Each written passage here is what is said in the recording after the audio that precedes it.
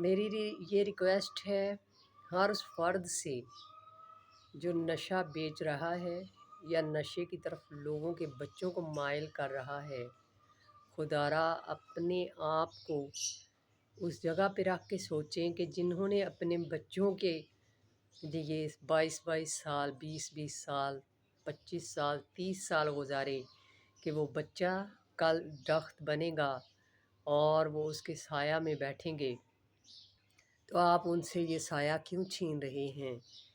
کیا کفن میں کوئی جیب ہوتی ہے یا قبر میں کوئی تجوری ہے جو آپ بھر کے لے جاؤ گے؟ نہیں نہیں، اپنی آنکھیں کھولو، آج عمل کا دن ہے اور کل حساب کا ہوگا۔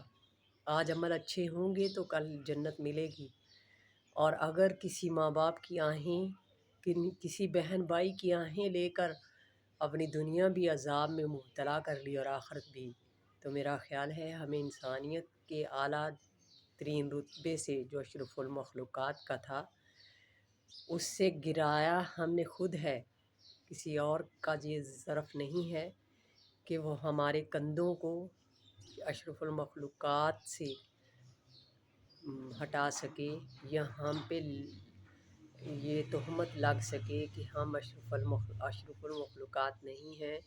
اپنے اندر انسانیت کی روشنی کو اجاگر کریں، اور ان جو گندے کام ہیں، جو لوگوں کے بچوں کو بے راہ روی پہ لگانا، جو ان کو نشے کا عادی بنانا، ان سب باتوں سے اجتناب کریں۔